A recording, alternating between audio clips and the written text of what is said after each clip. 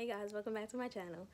First and foremost, I want to say thank you for watching. I know I keep coming with this. I'm going to try to be consistent story and I just don't do it. But, I do appreciate you guys for actually sticking it out with me and, watching every video that I put up and stuff like that. So today I'm going to be doing like a kind of a story time, but mostly like just some insight or like the story of my life, so my lifetime story. And it's just gonna be like the pregnancy stage of my life, so having a kid, meeting my son's father, the relationship that we had when we were together, how it started, how it ended, and just everything that involved my son and my son's father. So without further ado, I'm gonna stop babbling like I always do, and I'm just gonna go into the story. So I remember I was getting off the train one day. I was coming home from school, and usually I walk the long way, which is like the Utica way instead of the other way. But I was walking past the sneaker store near my house because that's where he worked, and this guy, like, I had never even seen him before that day, but he was pointing at me. So I'm walking past and I look in, because I always look in. I don't know why, I just always do, like it's a habit.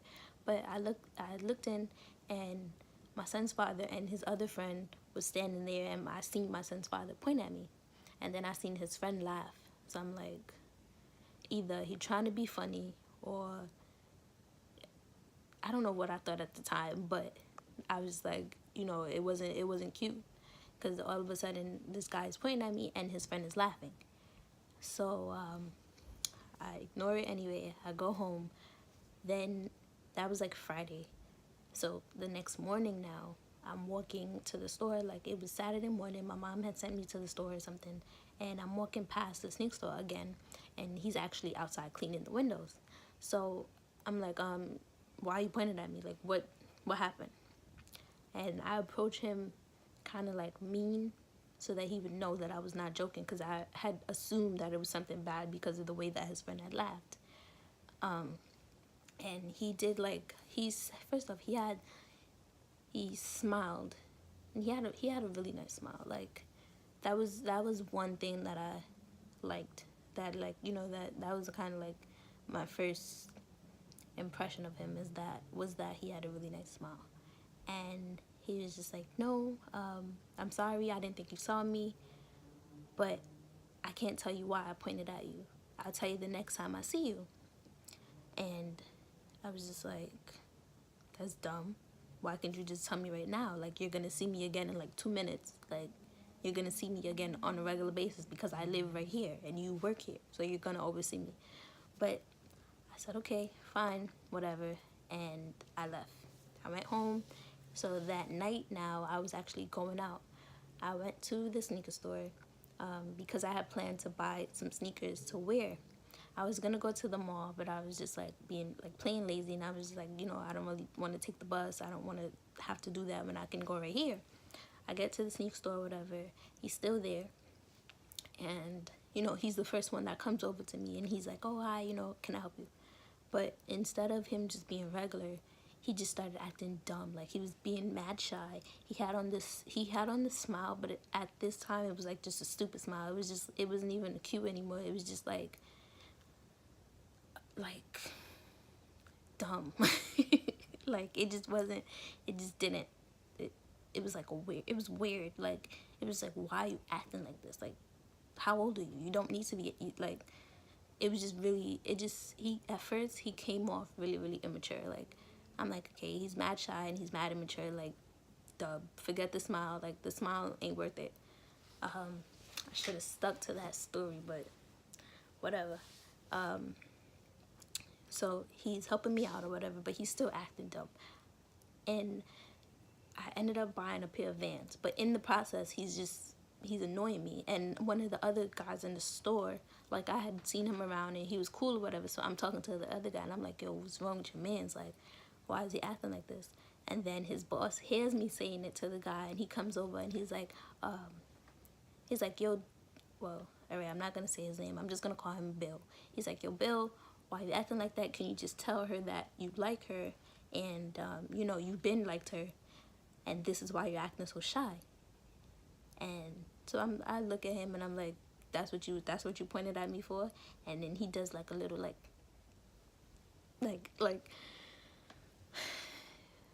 it was just annoying. I was annoyed that day. Like, I was like, oh, he's cute and he has a nice smile, but he's gonna annoy the shit out of me.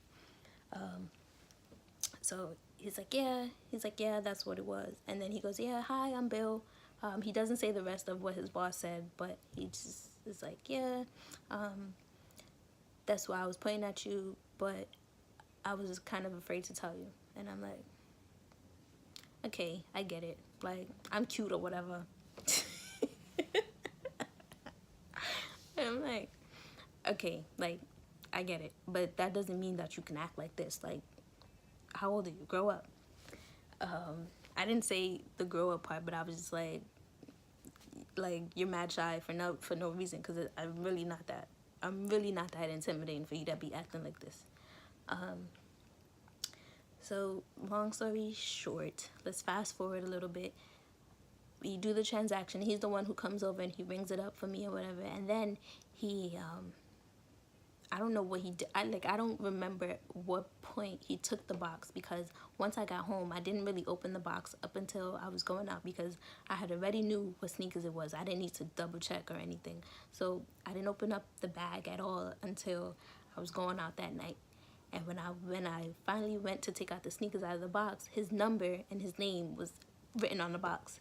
And I tried to remember, like, at what point did he take the box or whatever, but it probably was when he was first bringing it out.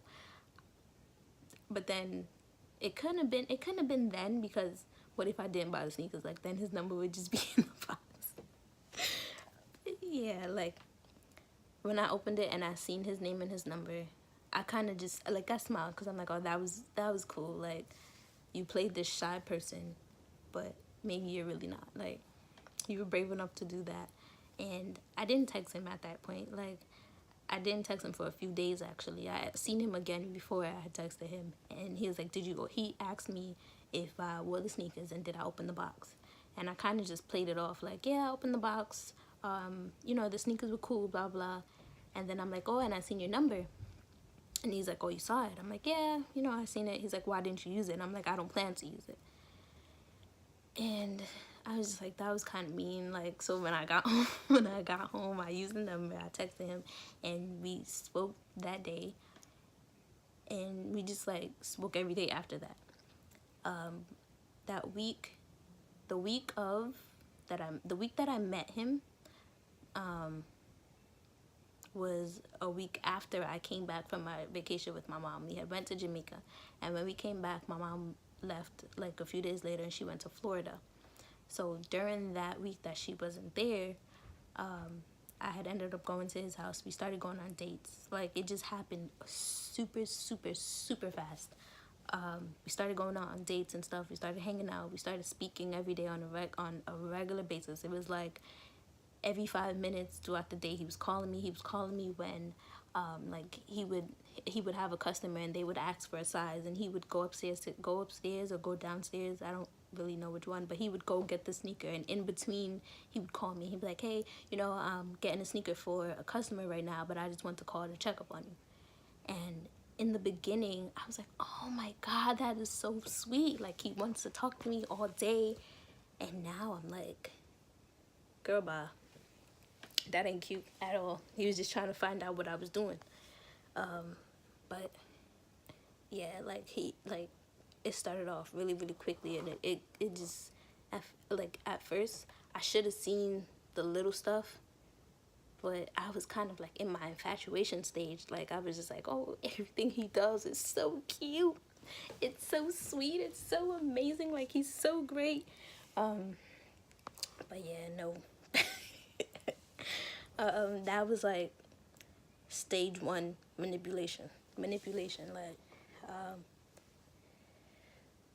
we're gonna skip a few details or whatever, but that was August. And then mind you, we were hanging out. We hung out. I came back August 17th was the day I came back. I probably met him like August 20th, I want to say. And then that week of like August 25th, I believe, that was my dad's birthday is August 25th, and that's the first day I saw him. So the first day I saw him, and we saw each other every day after that. Literally, I was hanging out at his house. We were intimate. And then the ending of September hit. Mind you, that's 1 month. 1 month. It came. My stomach was like in knots every single day. My stomach it just was like a cramping pain. And then he started gaining weight, and he eats a lot of junk food, but he just wasn't really like, he wasn't eating as much as he should have been. He had this headache, this constant headache, and I was just like, nah, something ain't right, because why are we both sick like this? And then I went out with my cousin, and she usually, before that I was able to, like, I wasn't a alcoholic or anything, like, or a high I didn't have like, I wasn't a big drinker or anything, but my tolerance was I was able to tolerate anything possible, you feel me? But that was not annoying. I was able to tolerate it. And then we went out, and she gave me a shandy. A shandy it's like a wine cooler or whatever. It has like 5% alcohol, maybe even less than that. But she gave me the shandy, and I couldn't drink it. And I was just like, what the hell is going on? And then at first I was like, okay, maybe it's this flavor. Like, she gave me a ginger one, and I'm like, maybe it's this flavor, because I really don't like ginger at all. I changed the flavor. I got a red one, and I like the red. So I tried to drink it, couldn't drink it. Like, my stomach felt like it was gonna tear it was gonna tear itself apart. Like, it just hurt so bad. And I'm like, a shandy though? Shandy is what is doing this to me? Like, I was drinking Henny just a couple weeks ago, like, and shandy is gonna do this? I can't. I don't know. I don't know what's going on. So I said it to him. We ended up talking once I left the party or whatever. I said it to him, and I'm like, yo, like, something is really wrong. And he's like, yeah, I really think so. I think you should take a pregnancy test. And I'm like, I'm not pregnant. I know I'm not pregnant, so I'm not taking no pregnancy test. And he's like, nah, just take it, and, better safe than sorry. So we bought the test. We bought the test the next day when I went to his house or whatever. We bought the test, and it said positive. I seen the 2 lines, and I'm like, oh, fuck. I'm like, oh, shoot, why would this be positive right now? Like, this is bugging. And then I show him the test, and I'm like, look, you see it? It's positive. He's like, are you sure it's positive? I don't see 2 lines. And I'm like, are you like, he just was annoying in that moment too, because I was just like, you don't see the 2 lines. How could you not see the 2 lines? The 2 lines is bold. Like, so I went to my sister. I told my sister about it. I told my friend about it, and I was just like, I think I'm pregnant, because I got a pregnancy test, and it was positive. My sister told me, wait till the next morning, and as soon as I wake up, the first time I feel like I need to pee, take the test. I did that, came back positive again. 2 lines was bright pink, and he still was like, oh, I don't see the lines. Like, I believe he was in denial, but he just kept saying he didn't see the lines. So I'm like, all right, so we gotta go to a clinic, because there's no way that I'm gonna be able to, that the clinic is gonna say, like, it's positive if it's not, or he's not gonna be able to deny that it is positive if we go to a clinic. We went to Caribbean Health Center or Health Network, something like that, but it's on Nostrand. It's a couple blocks from his house or whatever. We went there, and we took the test, and boom, the nurse is like, congratulations, you're pregnant. And I'm like, no, it's not a congratulations moment. No, um, this is not. This is not it. This is not what I. This is not what I planned for.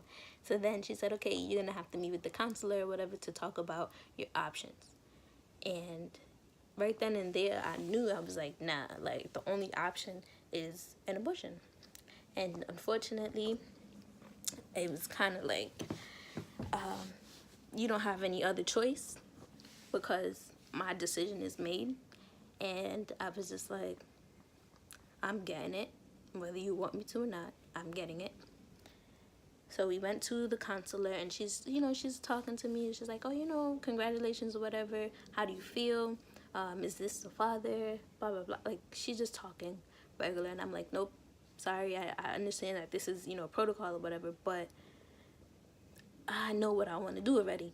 So she said, what do you want to do? Are you planning to keep it? I'm like, nope, I got to get an abortion. I'm only 18. I can't be living this life. I only knew this guy for like a couple of weeks. I'm not doing this.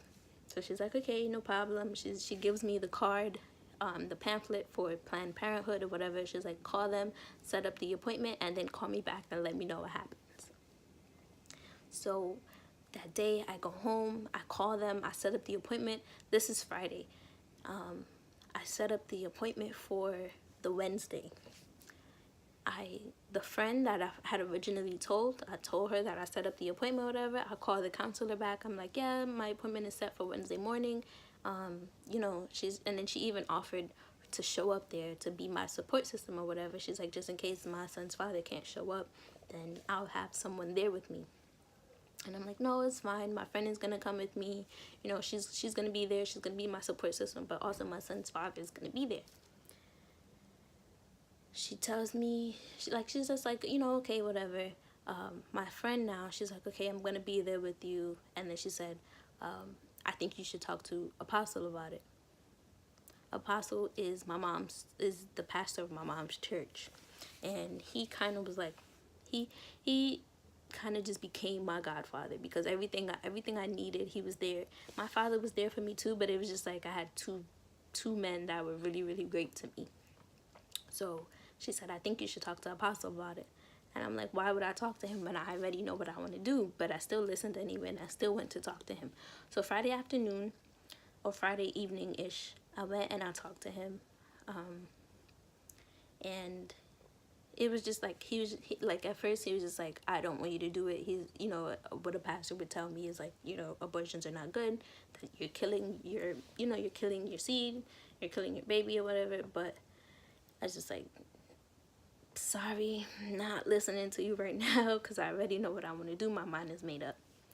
We have this long conversation. At the end of the conversation, I'm crying and he's crying and my friend is crying and I'm just like, I'm confused now. Like, I don't know what to do.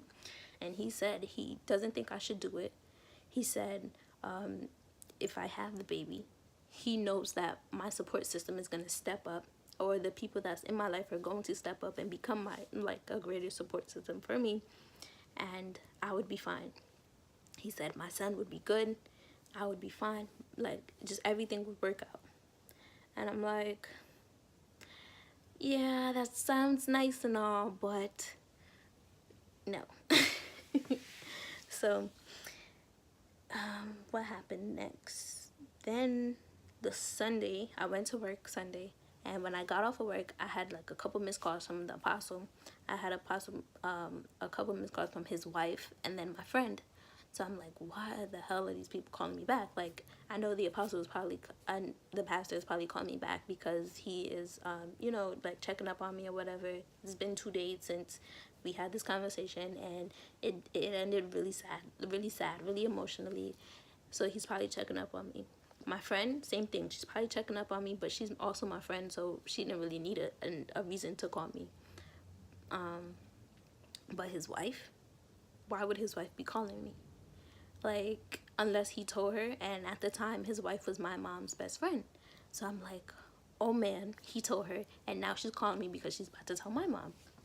So I called my friend first, and I'm like, yo, like, oh my God, Apostle is calling me, and his wife is calling me too. Like, I don't know what to do. So she's like, okay, call them and call me right back. Tell me exactly what happens. I'm like, okay, cool. I call the pastor, and I'm like, hi, Apostle, what's going on? How are you? And he's like, Alana, something, I gotta tell you something. And I'm like, what? He's like, he said his wife knows, and she wants to tell my mother. And I'm like, no, why would you have even told her or whatever? But at the time, they were like my godparents, so it just was, like, I understand why he told her. But I was just like, no, you can't, like, please, please, please, please don't do it. And she's like, her mind is made up. She's gonna tell her, but you have to tell her before she does, because if my wife tells her first, then it's gonna be like, you know, your mom's gonna be even more mad at you because she found out from someone else instead of you. So I'm like, oh man, what am I gonna do? I get home, I have to like sit down in my mom's room, and I'm like, mommy, like, you know, first lady is gonna call you and she's gonna tell you that I'm pregnant, but I'm not. And she's like, what? Why would she tell me that if you're not? And I'm like, because I was, but I'm not anymore. And she's like, Alana, stop lying to me. She was like, I know when you're lying. Stop lying to me. Are you pregnant or are you not pregnant? And I was like, I am, but I have the abortion scheduled for tomorrow, so it's going to be fine. That was Sunday. The abortion was really scheduled for Wednesday, but I was like, it's scheduled for tomorrow. And she was like, don't do it. She was like, I never thought. And then she was sick at the time, so she just was like, I feel like she guilted me into it. So she was like, you know, she didn't think she would live to see her grandkid be born from me. And I was like, oh man, here we go. And she was like, please, like, she just basically begged me not to do it or whatever. She's like, I would have the support that I needed. Basically the same thing that the apostle had told me, she told me. And I was just like, I can't do it. I'm not ready. I cannot do this. So then what happened? She said, you know, like, she's not mad at me or anything. She just is disappointed because she thought I was smarter. Then she's like, but you realize you're going to have to tell your dad because I'm not going to tell him. So yeah, she's like, you're going to have to tell your dad because she's not going to be the one to do it. So I'm like, okay, you know, just give me the time. Let me do it myself. Like, let me figure out when the right time is going to be. And she goes, no, you, like, since you just told me, you have to tell him now. But she just calls him in the room. And I kind of just, like, blurted out to him. And I'm like, Daddy, I'm pregnant. Like, I'm sorry. I didn't mean for it to happen, but I am. And he blacked on me. he was just, like, going off. And he was just like, you know, I'm not dealing with this. Like, he said a lot of mean things. He kind of was just like, I'm not going to be a part of this. This is going to be you and your mother, and you and your mother are, like, always teaming up or whatever, so now it's going to be on you. And I was really sad at that point. Like, he didn't speak to me for a couple of weeks after that, maybe into a couple of months. And he was just like, he would say really mean things, and he just was so harsh. And my mom was kind of like the one who began, like, she just was supportive of me, and she was the one who, you know, helped me out for a lot of the things that I didn't know. You know, obviously never being pregnant or whatever. A lot of the stuff that I didn't know, she was the one who helped me and told me what I needed to do and stuff. And then she was there for me when I was going to the doctor. Also, my son's father was there, but on my, like, as a woman on my side, she was the one who was helping me. And eventually my dad ended up, you know, coming around. He got on the train. But yeah, like, that one was tough.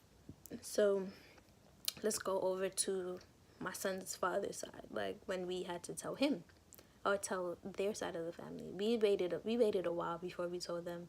We waited till, like, we really couldn't wait anymore. And it was literally just like, we were sitting in a room, and I was like, yeah, we can't really hide it anymore because I'm getting bigger at this point. And, like, there's nothing, like, there's no way I'm going to be able to hide it anymore. So we need to just go tell her. And he was okay with it. He was like, yeah, let's just go tell her right now. And I'm like, no, we can't tell her right now. I didn't mean right now. But he's like, yeah, let's just go do it right now.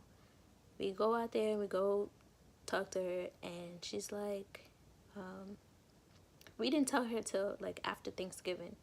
And that's when I went to his sister's house and I met his entire family.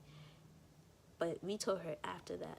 And she was just like, I knew it.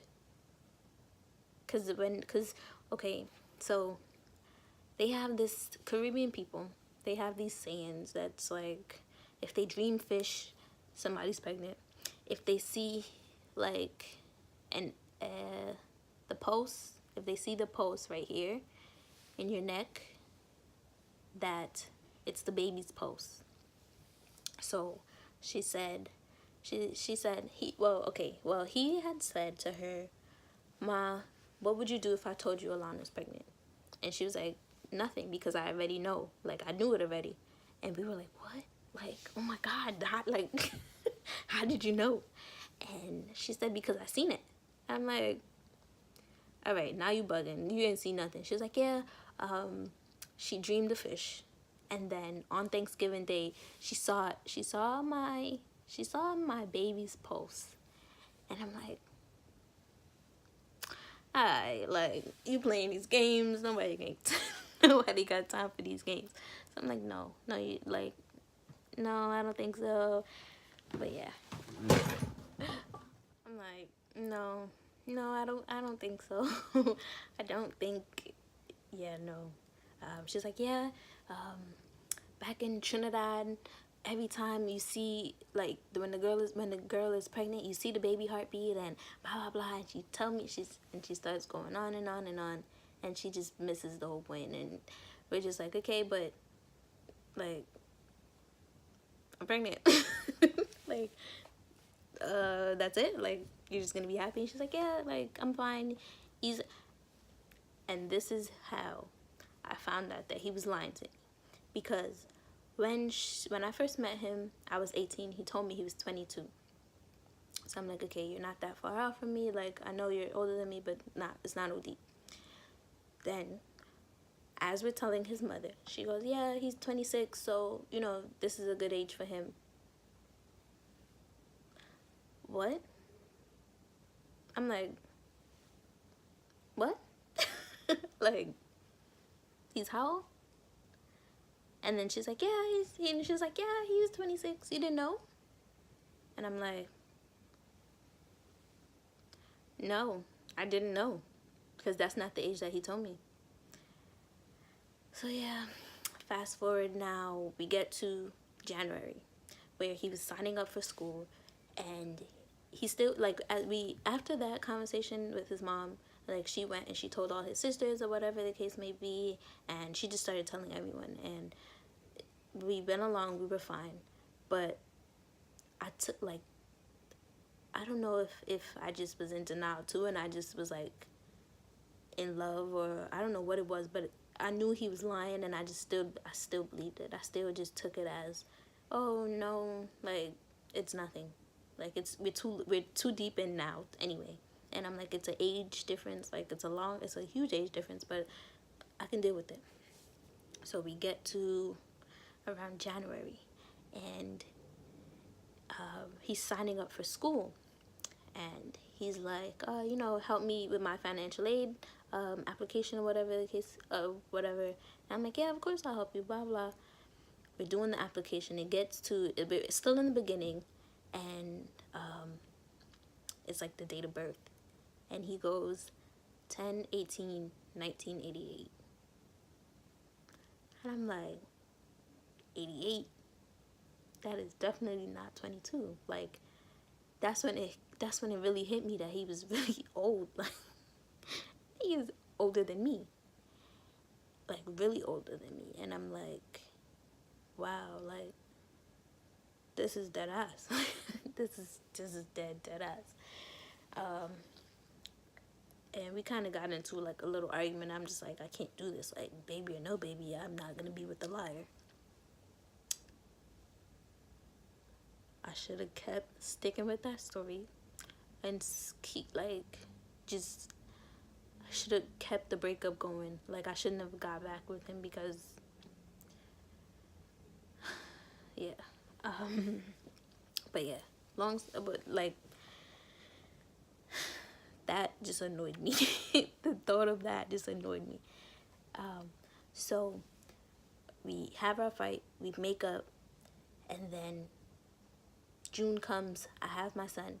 My son was due on June 26th, but he ended up coming he was due June 28th, and he came June 16th. So we get to, like, I want to say August. So 1 year into our relationship. We already have a kid. We've already had multiple arguments about major things. Age would be one of them. Age being, like, the most major one. And, like, just full of lies. So we get to August, and my son is 2 months old, and then he's talking to someone else. And I'm like,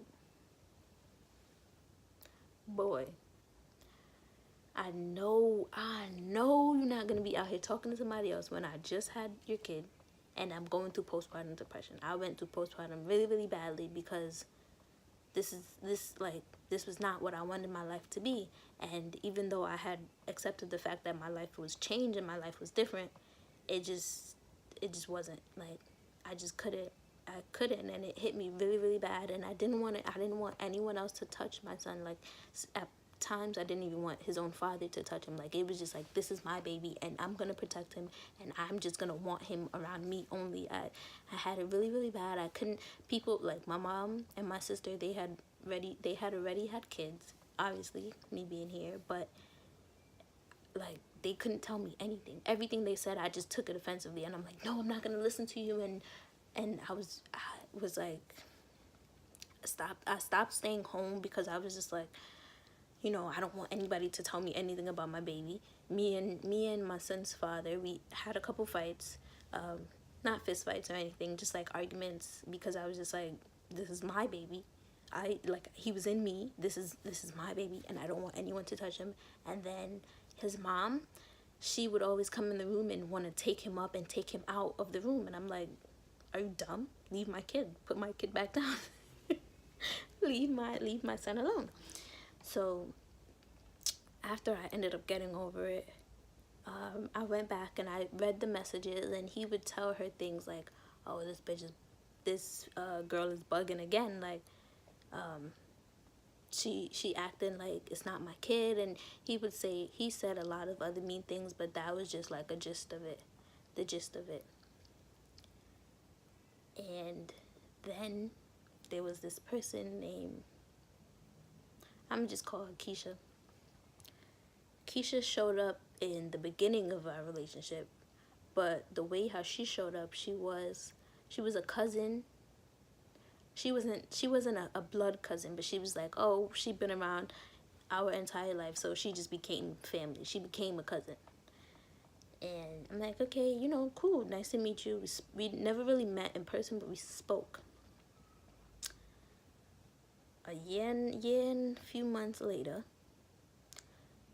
she shows up again. Not as a cousin, but as his girlfriend, or his supposed girlfriend. And she was telling him stuff like, oh, we're going to be together once you leave your baby mother. And he was like, yeah, it's going to be soon. She was even saying stuff like, oh, she going to be a good stepmom. She going to be the one to buy him so many things, to buy my son so many things. And I'm just like, wow, this is what you're doing? This is like, am I really, like, I started thinking that I had to be this bad, because I'm like, you could say all these mean things to me and I did nothing to you. I was really, really, like, when I started talking to him, I didn't even look at other guys.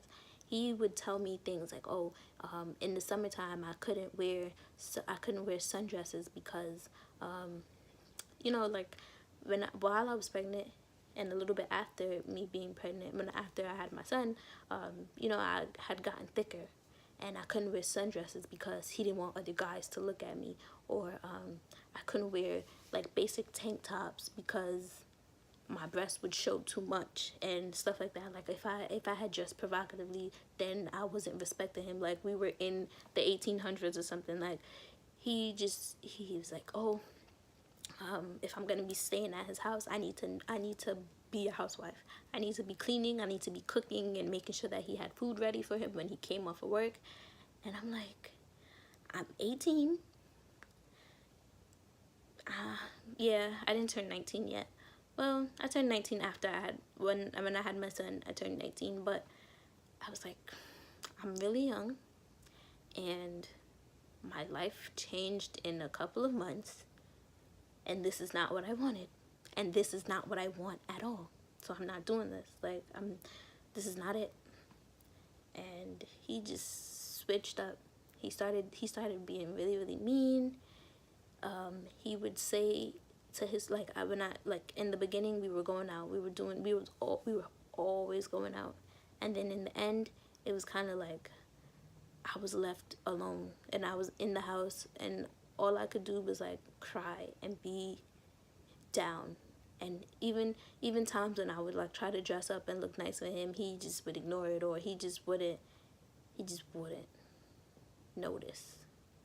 And like, that hurt me. That hurt me, being one, young, two, a new mother.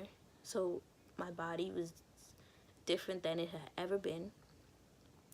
And it just, like, that all I will say about that relationship was that it was really toxic, and it was not good for me at all.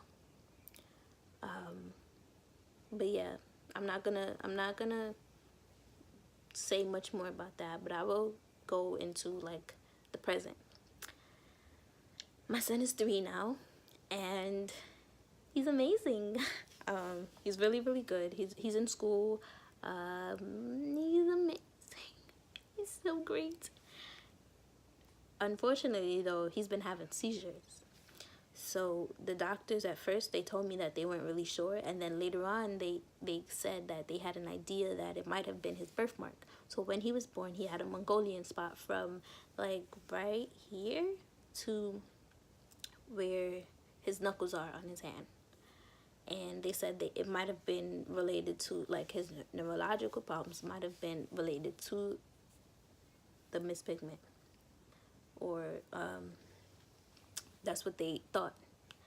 They said at first he was having febrile seizures, and then it switched to non-febrile seizures, and we just weren't sure what was going on. So they did an EEG, and that came back normal. They put him on Keppra, so he takes Keppra twice a day. He takes 2 milliliters twice a day, 1 in the morning and 1 in the night. And then recently we went to do an MRI, and we're in the process of waiting for that. So I'll come back and I'll do an update on that. But like, it's hard. Like, being I want to say, like, no, I'm single. Being a single mother is hard. It's not, especially since, like, I wasn't sure that this is what I wanted to do. So sometimes I do feel like I regret it. But looking at my son, it's like he's the most amazing thing that could have ever happened to me. And sometimes I'm still amazed at the fact that, you know, this smart, intelligent, like, humorous, like, amazing little baby came out of me. So yeah, that was the gist of it.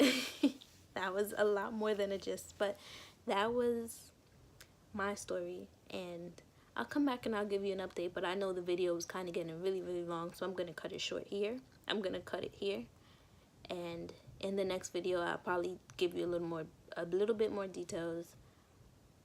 But yeah, bye. Thank you for watching. Have a good night or day or whatever it is. Bye.